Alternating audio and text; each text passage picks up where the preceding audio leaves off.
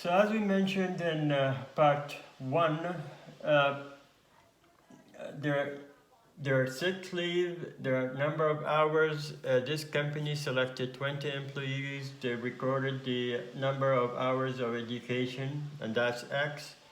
And they recorded sick leave, and that's Y. And we're trying to see if we can predict Y using X, or if there is a relationship between the two. Uh, at the beginning of the question, it's good to have an introduction.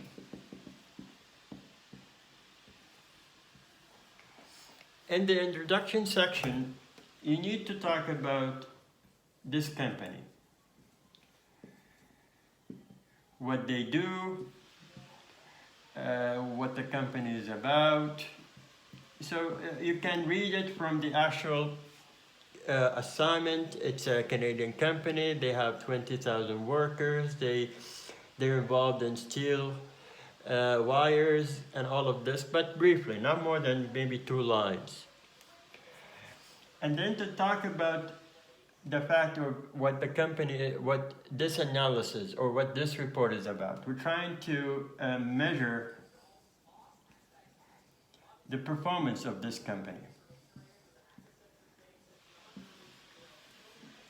based on the fact of less, or we're suspecting that there will be less sick leaves for more educated workers, employees.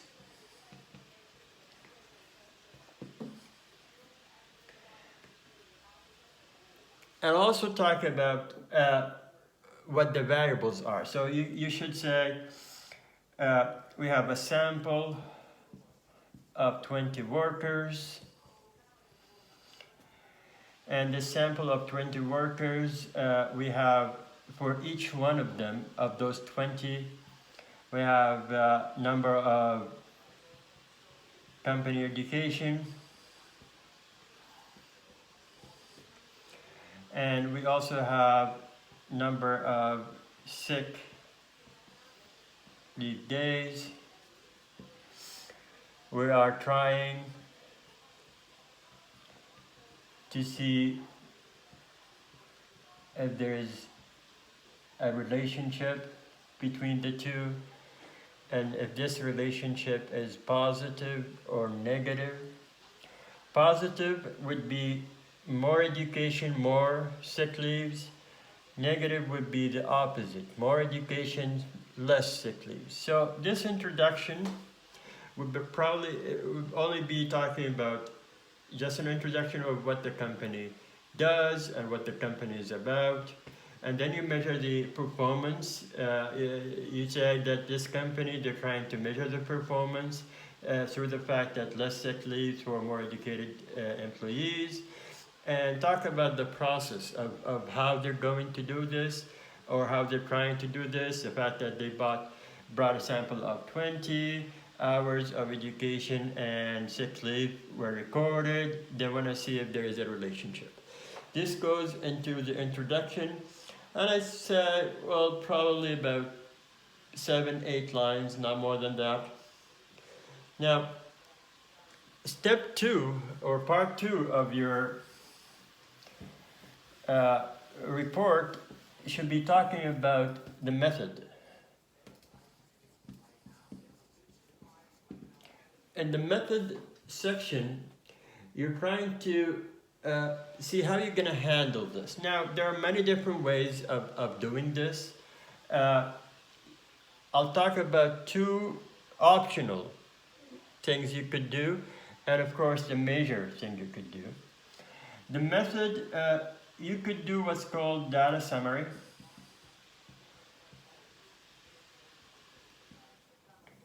You could find the mean, the median, variance,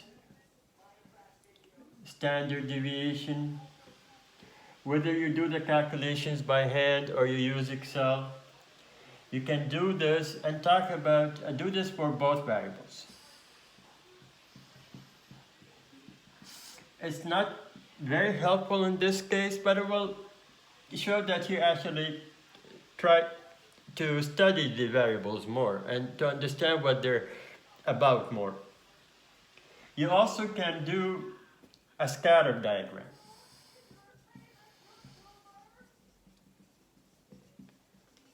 You can do this in Excel, very easy. And the scatter diagram is just try and do a graph for your y-axis, or x-axis would be your hours of education. This would be your GPA. And then each of those 20 would be indicated by a small line, by a point, sorry.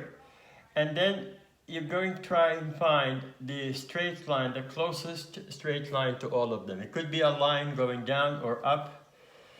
Now, you're not gonna do it in this part of the report, the method. You're just gonna talk about it. That you're gonna say we can have a scatter diagram to see if we could fit a straight line that's close enough to all points. So you just say we're going to try and do this, but you're not going to try it at this point. We try it at the section called analysis when we get to, and that would be the next one. So here basically in the method you're just going to talk about how you're going to do what the company wants you to do, like to measure the performance of people. So you're saying we're gonna analyze the information first, talk about the mean median for both of them. We can maybe do a scatter diagram to see if there could be a relationship, and then perform the regression analysis in Excel. When you perform the, again, you're just going to talk about it here. So you say we're going to try and perform the regression analysis using Excel to see if there is a relationship between the two. Not only to see if there is a relationship, we're going to see if there is a relationship, if we can find an equation, and we're going to also see how strong the equation is. If it's somehow strong, or only a good equation, or very strong. All these will be from Excel. So once you do the analysis in Excel, Excel will tell you all of that. So basically in the method, you're just gonna talk about how you're going to answer the company's question. Now, for the next part after this would be the part that involves a lot of the technicality of the report. And that would be the part where you do the analysis.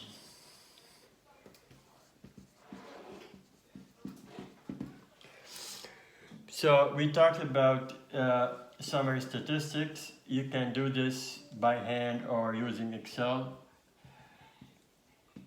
And talk about the mean is whatever for like variable number 1, so let's say hours. So we're gonna say the mean is a certain number, and then talk about the median, and talk about whether you have normal distribution or symmetry, or if you have the data skewed to the right or to the left. And remember, if your mean more than the median, it would be right skewed.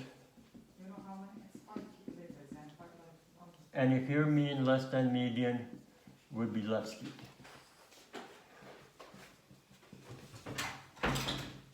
Talk about standard deviation and variance. And if the values of them are close to the value of the mean, then these numbers have a lot of variations. They're really different than each other. So talk about this not for only for the hours, for both variables. Again, this part of the summary, and we also talked about it in the method, it's optional. You don't have to do it, but I'm just giving you ideas. Summary, statistics, mean, median, mode, usually helpful. The scatter diagram is also helpful. So if you do this, you'll see that, well, you can do it in Excel again. You'll see this, a straight line was been able to fit it, and it looks good. It's going downward, meaning that it's a different, negative relationship. And finally, you're going to perform the regression analysis and paste it in this section. Now, in the regression analysis, I have another video for this. It's called Excel report. I showed the step of how to do this regression analysis because that's a major. So that's everybody must have this. This section, I'll talk about it in details of how to do it using Excel. So that's a different report. You can go look at it. The steps are very straightforward. So in the analysis, you basically just show the calculations. You don't talk about the conclusion of what the conclusion is in details, but maybe you can highlight a few things. Now for the regression, the thing that you need to highlight, I'll talk about them because this is basically what it is in terms of analysis. Now the regression, I'll talk about it in the next part 3.